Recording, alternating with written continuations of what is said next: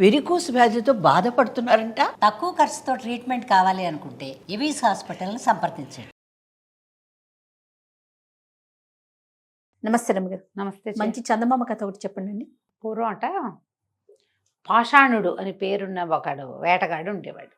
ఏవో జంతువుల్ని వేటాడేవాడు, రకరకాల వేటలు. వీడికి 5 పిల్లలట.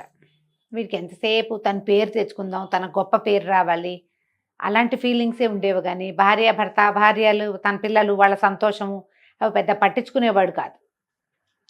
ఓ పెద్దది ఏదైనా వేటాడి తెచ్చేయడానికో, ఎవరైనా అబ్బబ్బా అదిరిపోయింది, మేము ఏనాడు ఇలాంటివి చూడలేదంటే తీసుకెళ్ళండి అని ఇచ్చేసేవాడు.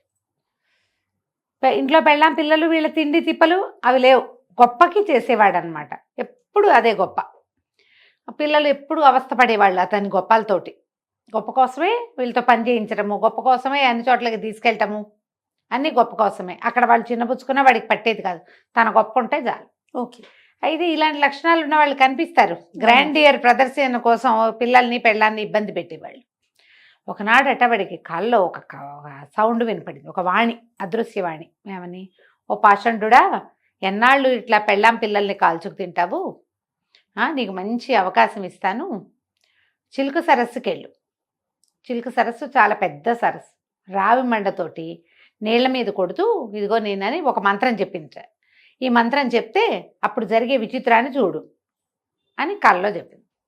పొద్దున్న లేచేసరికల్లా కళ గుర్తొచ్చింది. ఆడు దేవుడి మాటే విండు, దేవుడు లక్ష్యమే లేదు వాడికి. ఈ కళ్ళలో వినపడిన ఏవో శబ్దాలని వాడు ఎందుకు చేస్తాడు?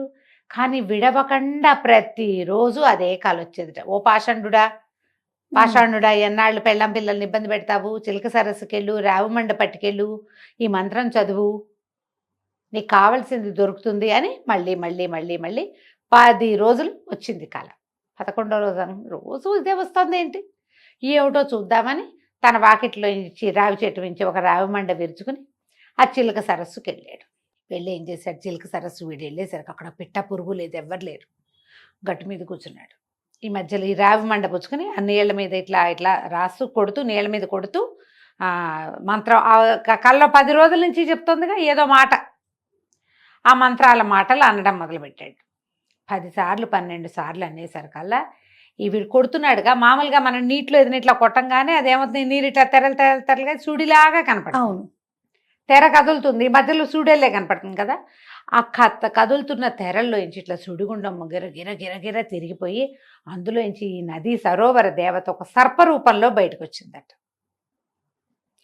వచ్చి ఓ పాషండుడా, నీకేం కావాలి అని అడిగేసరికల్లా వీడు ఆశ్చర్యపోయాడు.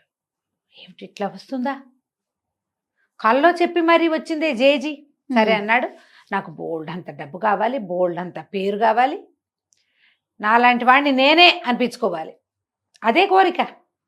నాకు పెళ్ళాం పిల్లల్ని సుఖపడేలాగా ఏదైనా కావాలి. అలాంటివి ఏం వాడు అడగల, తనకే పేరు తనకే గొప్ప అనేసరికల్లా అయితే సరోవర దేవత, సర్పదేవత ఏం చెప్పిందంటే, నా తలలో ఒక మణి ఉంది, ఆ సర్పం ఇట్లా లేచిందిగా, ఇక్కడ ఒక మణి ఉంది, ఈ మణి ఇస్తాను, ఈ మణి నీ దగ్గర ఉంటే నీకు వేట బాగా వస్తుంది, ఏ పనిలో అయినా జయం కలుగుతుంది, తర్వాత ఇది నీకు అన్ని విధాలా పనిచేస్తుంది అని చెప్పి ఆ ఎర్రటి ఆ మణిని ఇట్లా విదిల్చింది. ఆ ఎర్రగా పువ్వులా ఉంది ఇంత. ఇతను పట్టుకోబోయేసరికల్లా, ఈ గట్టు మీదకి వచ్చేసరికల్లా ఆ మణి చేయి జారిపోయింది, కింద పడి బూడిదైపోయింది.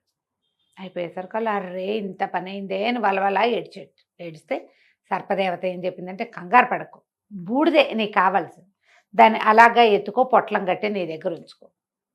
ఈ బూడిద రోజు ఈ భస్మాన్ని ధరించి బయటికెళ్ళు, నీకు వేట పుష్కలంగా దొరుకుతుంది. నువ్వు ఏది వేటాడితే అవి నీకు దొరికేస్తాయి. ఏదైనా జబ్బు చేస్తే ఒక చిటికెడు నీళ్ళల్లో కలిపిస్తే జబ్బు తగ్గిపోతుంది. అయితే దీనికి ప్రతిగా నీ సంతానంలో ఒక పిల్లవాడిని నాకు ఇవ్వాలి. వీడేమనుకున్నాడు, ఈ చిలక సరస్సు మన ఇంటి నుంచి 50 కిలోమీటర్ల అవతల నడిచి నడిచి తెచ్చి ఇప్పటికి చేరే, ఈవిడ ఇందులో ఉంటుంది నీటిలో. అది కూడా ఏమిటి, ఎవడైనా రావిమండ తెచ్చి మంత్రం చదివి నీళ్ళ మీద కొడితేనే వస్తుంది, లేకపోతే వస్తుంది, బయటికి రాలేదు. సరోవర దేవత సర్పాకారంలో సరోవరంలోనే తిరుగుతుంది. ఈవిడ వచ్చి తీసుకెళ్ళిపోయిందా నా కొడుకుని, నేను మళ్ళీ ఎందుకు వస్తాను పిల్లాన్ని అప్పచెప్పటానికి ఈవిడికి అనుకుని సరేనన్నాడు. ఓహో అనేసరికి సరే ఆవిడ ఏం చేసింది, పొట్లం కట్టి పట్టుకెళ్ళమని. పొట్లం కట్టి పట్టుకెళ్ళాడు ఇంటికి. ఇంటికి పట్టుకెళ్ళాక భార్య అడిగింది, చిన్నపిల్లాడు కనపట్టలేదండి. అటు ఇటు వెతుక్కున్నారు, కనపడలే. చూద్దాం అనుకున్నాడు. మర్నాటికి కూడా వాడు రాల. ఆవిడ లబో దిబోమని ఏడిచింది. ఆఖరి పిల్లాడు ఎటో పోయాడు, ఏమైపోయాడు, రాత్రికి ఇల్లు చేరి వాళ్ళు ఏముంది ఆ రోజుల్లో ఈ వేటాడే పిల్లలు అటు ఇటు వెళ్ళి చీకటి పడేసరికి తిరిగి వచ్చేవాళ్ళు. ఎవరు వాడిని చూడలేదన్నారు. వీడికి అర్థమైపోయింది, ఓహో ఆ దేవత తీసేసుకుంది పిల్లాడని.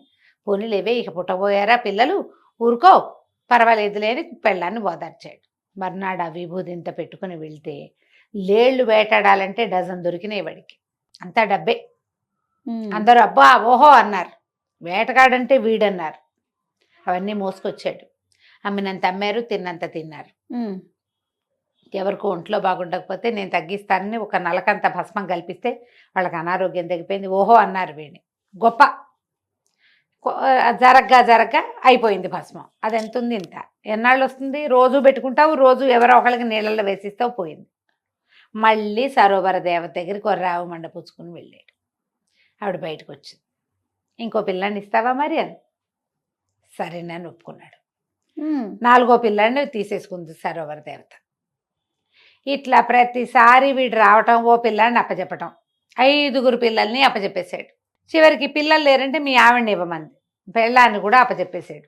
ఈ వస్తున్న డబ్బు దాచుకుందాం, ఏదైనా వ్యాపారంలో పెడదాం, అది చేయలే. తనకు అవసరమైనప్పుడల్లా తన గొప్పకి తగ్గకుండా ఉండటం కోసం చేశాడు ప్రయత్నం. చివరికి ఇదైంది. చివరికి ఏమైంది? మరి ఆ డబ్బంతా ఏమైందండి? తినేస్తారు వాళ్ళు. వాడు ఖర్చు పెట్టేస్తాడు, ఎవరికైనా ఇచ్చేస్తాడు. గొప్పకి పొదుపు లేదు. ఇప్పుడు నువ్వు ఒక వ్యాపారం చేసావు, నీకు 1 లక్ష రూపాయలు ఇచ్చారనుకో ఎవరైనా, నువ్వు 5ో 10ో తిని మిగిలిన 90 ఎక్కడైనా మదు పెట్టి దాన్ని టర్న్ ఓవర్ తిప్పుకుంటూ ఉంటే కదా డబ్బు పెరుగుతుంది. తినేస్తే ఏముంది? కరిగిపోతుంది. లేదా ఎవరికైనా ఇచ్చేస్తే గొప్పకి ఇచ్చేస్తాడు. వాళ్ళ ఇంట్లో పెళ్ళి వాళ్ళ సహాయం చేయమన్నారు, గొప్ప ఇచ్చేస్తాడు. వీడే పాషాణుడే సహాయం చేశాడని చెప్పుకునే గొప్ప ఇష్టం అతనికి. అట్లా పనిచేశాడు. తీసేసుకున్న వాళ్ళకి ఏముంది? అప్పు కాదు ఇచ్చింది, అదే సహాయాలు వెనక్కి తిరిగి రావు. ఈ 5గురు పిల్లలు అయిపోయారు, భార్య అయిపోయింది.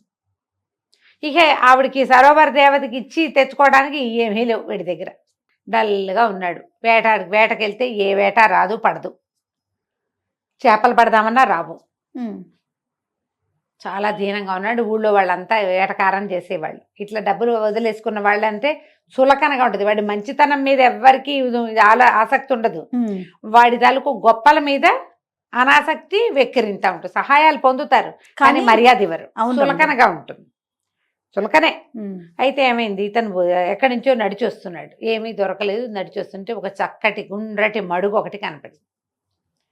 సరే బోల్డ్ చేపలు తిరుగుతున్నాయి అందులో, చూద్దామని వెళ్ళి అందులో నుంచి వేటాడడానికి ట్రై చేశాడు. చేపల వేటకి అన్నీ తప్పించుకుని ఒక చిన్న చేప బంగారు రంగు దొరికింది. ఆరెంజ్ కలరు గోల్డ్ కలరు కలిసింది. పట్టుకుని పైకి తీసేసరికి నాన్న నన్ను వదిలిపెట్టు అన్నదే ఆ చేప. తీరా చూస్తే ఆ గొంతు ఎవరిది? తన ఆఖరి కొడుకుది. నిర్ఘాంతపోయాడు. ఏమిట్రా నువ్వు ఇక్కడ ఉన్నావా అంటే, నేను ఇక్కడే ఉన్నాను నాన్న. అప్పుడెప్పుడో నువ్వు చిలక సరస్సుకి వెళ్ళావు చూడు, ఆ సాయంత్రం నుంచి నేను ఇందులోనే ఉన్నా. మీ అమ్మ మీ అన్నయ్యలు అన్నాను. అన్నయ్యలు ఇక్కడే ఉన్నారు, అమ్మ ఇక్కడ ఉంది. మొత్తం అందరూ చిన్న చిన్న చేపలుగా మారి ఆ గుంటలో ఉన్నారు. ఇలా దిబోమనిపోయాడు. అయ్యో రామా, ఇలా అయిపోయింది, నేనేం చేయను? నా పిచ్చి వాళ్ళు కదా. అప్పుడు ఆలోచించుకుంటున్నాడు. పునరాలోచన వచ్చింది. ఏ పొరపాట్లు తను చేశాడు. చేతి నిండా డబ్బు వచ్చినప్పుడు శుభ్రంగా ఇల్లు వాకిలి ఏర్పరచుకుని పిల్లలందరినీ తలా ఒక వ్యాపారంలోనూ పెట్టి చేయకూడదు. గొప్పలకు పోయి అంతా తగలబెట్టుకున్నాను నేను. అప్పుడు ఇంకేం చేశాడు? మళ్ళీ సరోవర దేవత దగ్గరికి పరిగెత్తాడు. రావు మండ పుచ్చుకుని ఆవిడ బయటకు వచ్చింది. బయటకు వస్తే, అమ్మ నన్ను క్షమించు, నా పిల్లల్ని నాకు వదిలిపెట్టేసేయి, నా భార్యను నాకు వదిలిపెట్టు. మరి నేను ఇట్లా అన్యాయం అయిపోయాను, ఒక తెలిసి తెలియని తనంతో చేశా, ఇంకెప్పుడు ఈ గొప్పలకు పోను. నా భార్య పిల్లలు లేని జీవితం ఎంత దుర్భరంగా ఉందో. వాళ్ళంతా పోయాక కానీ వాళ్ళ విలువలు తెలియవు. అంతేగా. ఈ ఒంటరి జీవితము, ఈ పిల్లలు లేని జీవితము నాకు వద్దని బాగా దుఃఖించాడు. సరోవర దేవత అంది, ఇది వరకు నేను నీకు ఏదైనా ఇస్తే నువ్వు నాకు ఏమైనా ఇచ్చేవాడివి. ఇప్పుడు ఏమీ లేవు నీ దగ్గర, డబ్బులైనా లేవు. అంటే నువ్వు ఏం చేయమంటే అది చేస్తానన్నాడు. అయితే సరోవర దేవత అంది, అలాగే అయితే ఓ పని చేస్తా, నిన్ను పాముగా మారుస్తా. సముద్రంలోకి వెళ్ళి మణులు తెచ్చిపెట్టు. నాకు మణులు ముత్యాలు కావాలి. నువ్వు రోజుల తరబడి పని చేస్తే కానీ అవి రావు నా దగ్గరికి. ఎందుకంటే నేను సముద్రానికి దూరంగా ఉన్నాను. నదులన్నీ ఏం చేస్తాయి, సముద్రంలో కలుస్తాయి. కలుస్తాయి. ఆ కలిసినప్పుడు ఆ సముద్రంలో ఉండేటువంటి రత్నాల సౌఖ్యాన్ని ప్రతి నది అనుభవిస్తుంది. నేనేమో చెరువుని, నాకు అవకాశం లేదు. నేను సరోవరాన్ని, నేను నదిలాగా వెళ్ళలేను. నదుల్లాగా సముద్రం వైపు వెళ్ళాను. సముద్రంలో దొరికే వజ్రాలు, రత్నాలు, ముత్యాలు కావాలి నాకు. అవి నాకు తెచ్చిపెట్టి నీ పిల్లల్ని భార్యని వెనక్కి తీసుకో. సరేనన్నాడు.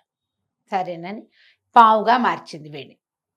ఈ పాము రోజు సముద్రం వైపుకు వెళ్ళి సముద్రం లోపల నుంచి తేపకొక మణి చొప్పున తెచ్చిచ్చేది. అయితే ఈ పాము రూపంలో ఉండటం వల్ల వాడి సౌఖ్యం ఏంటంటే ఆ మడుగులోకి దిగి తన పెళ్ళాం పిల్లల్ని చూసుకునేవాడు. ఇట్లా కొన్ని సంవత్సరాల పాటు పనిచేసి ముత్యాలు, రత్నాలు తెచ్చి ఈ చిలకల సరస్సుకి ఇచ్చాడు. ఇచ్చిన తర్వాత అప్పుడు నేను సాటిస్ఫై అయ్యాను. నువ్వు భార్య పిల్లల కోసమే చేసావు ఈ శ్రమ అంతా, కాబట్టి ఇక నీకు విముక్తి. నువ్వు మనిషిగా మారుతావు, నీ భార్య పిల్లలు నీ ఇంటికి వచ్చేస్తారు. నువ్వు ఇదివరకటి వేటగాడుగానే ఉంటావు. రూపాయి సంపాదించుకుని కూడబెట్టి పెళ్ళాం పిల్లల్ని చూసుకో, పోషించుకో, ఇల్లు వాకిలి ఏర్పరచుకో, గొప్పలకి నువ్వు ఇంకా పోకూడదు ఓకే అని చెప్పి సరే ఇతను మెల్లిగా ఇంటి వీలు దారి పెడితే పెళ్ళాము పిల్లలు ఇంటికి వచ్చేసారు. ఆ తర్వాత పిల్లల సహాయంతో అతను మెల్లిగా వేటాడుకుని రూపాయి పోగేసి ఇల్లు వాకిలి ఏర్పరచుకున్నాడు. పిల్లల్ని పెద్దవాళ్ళని చేశాడు. ఎప్పుడు కూడా ఫ్యామిలీతోటి ఉంటేనే సౌఖ్యం. రూపాయి కలిపితేనే 1,00,000 అవుతుంది. సడన్గా వచ్చి పడిపోయింది, అలాగే పోతుంది. అంతేగా. కాబట్టి అత్యాశకి పోవద్దు, గొప్పలకి పోవద్దని చెప్పడానికి ఈ చిన్న కథని చక్కగా చెప్పుకోవచ్చు. తప్పకుండా రమ్య గారు. నమస్తే. నమస్తే జయ.